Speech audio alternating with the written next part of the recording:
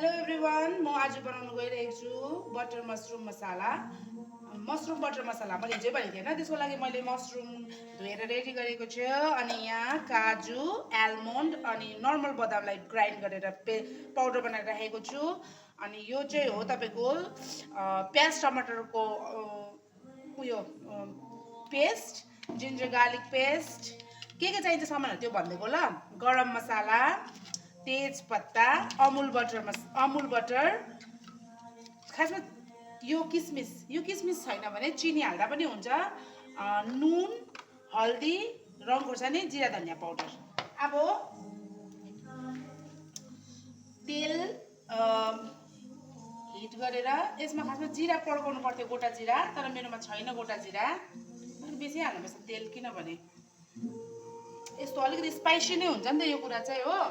अन्त यो हिट मेरो यो हिट भइसकेको छ ओइल। अब यसमा तेजपत्ता हालेँ। तेजपत्ता हालिसकेर मैले अघि भनेको जस्तै फर्स्टमा यो हाल्नुपर्छ, प्याज टमाटरको पेस्ट हालेर यसलाई एकछिन पकाउनुपर्छ। प्याज र टमाटरलाई चाहिँ मजाले एकछिन केही नहालिकन तेलमा प्याज टमाटर र तेजपत्ता मात्रै एकछिन 5-10 मिनट जस्तो सानो आँचमा एकदम मजाले पकाउनुपर्छ। तपाईँले यो पकाउनु भएन भने चाहिँ फेरि के हुन्छ, तितो हुन्छ। अन्त मजाले 5 मिनट जस्तो जबसम्म यसको यो प्याज र टमाटरको पानी सुक्दैन, यसबाट तेल निक्लिँदैन, तबसम्म तपाईँले केही नहालिकन यसलाई यहाँ मेरो प्याज र टमाटर मजाले पाकिसकेको छ हो। यो चाहिँ मजाले पकाउनुपर्छ मैले अघि भनेको जस्तै। अब यसमा चाहिँ मैले मसला एड गर्दैछु। नुन, जिरा धनिया पाउडर, तिखालाल, हर्दी, फेरि यसलाई एकछिन मसला लगाएर फेरि एकछिन यसलाई पकाउनुपर्छ फर 5 मिनट्स। यो मसलालाई मैले 5 मिनट जस्तो पकाएर एकदमै दामी कलर आएको छ। यहाँ देखाइदिनु जस्तो कस्तो मजाको कलर आएको छ यहाँ मसलामा हैन। अन्त मैले अघि त्यो भिडियोमा चाहिँ जिन्जर गार्लिक पेस्ट हाल्नै बिर्सेछु कि जिन्जर गार्लिक पेस्ट पनि तपाईँहरूले एड गर्नुहोस् ल। अनि यो मजाले मसला यसरी कलरफुल दामी कलर आइसकेपछि चाहिँ तपाईँहरूले के हाल्नुपर्छ, काजु, आलमन्डको पाउडर हालेर फेरि यसलाई एकछिन पकाउनुपर्छ हो। अनि लास्टमा गरम मसला चाहिँ लास्टमा हाल्नुपर्छ मसरुम हालिसकेर। फेरि यसलाई पनि मजाले पकाउनुपर्छ। यो आलमन्ड र क्यास्यूलाई पनि मजाले फेरि 5-10 मिनट पकाउनुपर्छ। अन्त मात्रै लास्टमा स्टेप बाई स्टेप पकाउनु भयो भने चाहिँ अन्त मात्रै लास्टमा मसरुम हाल्नुपर्छ।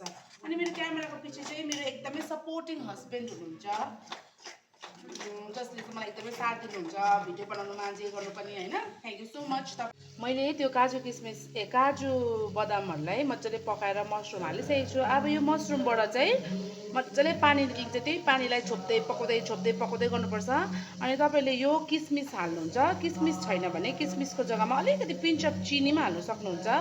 अनि मैले अब यसमा के एड गर्नुपर्छ, मैले बटर अनि गरम मसाला एड गर्छु। अनि मेरो mushroom butter masala is ready.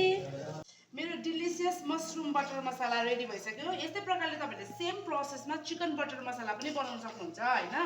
अन्त मलाई यो पकाउँदाखेरि चाहिँ मेरो दार्जिलिङको माइजूको याद आयो। किन भन्दाखेरि चाहिँ नि माइजूले मलाई भन्नुभएको थियो नि त, के भन्छ, तिमीले त फोनमा त दामी पकाएर खुवाउँदो रहेछौ त, तिमीले यहाँ पकाउनु जानेनौ त, फेल भन्नुहुँदै थियो होइन माइजूले। त्यहाँ चाहिँ किन मलाई पकाउनुमा अलिकति प्रब्लम भयो भन्दाखेरि अब अर्काको घर हो, अचानक गएको होइन, मलाई अन्दाजै आएन नुन कति हाल्नुपर्ने, मसला कति हाल्नुपर्ने। किनभने नुनको त एउटा अन्दाज हुन्छ नि त। म फेरि त्यस्तो प्रो खाना पकाउने पनि होइन अब भर्खर सिक्दैछु। त्यही भएर मलाई त्यहाँ अलिकति प्रब्लम भयो नुनमा। सो माइजूलाई धेरै सरी त्यसको लागि हो। तर म चाहिँ यहाँ चाहिँ दामी बनाउँछु। एट द एन्ड बटर लास्टमा यस्तो डिलिसियस हुन्छ। अब तपाईँहरूलाई के भन्नु, तपाईँहरूले पनि पकाएर आफ्नो लभड वान्सलाई खुवाउनुहोस्। यसरी बुढा पनि खुसी हुने होइन, आफ्नो मिठो पनि खानु पाउने। लु हेर्नुहोस्, यस्तो दामी मसरुम बटर मसाला।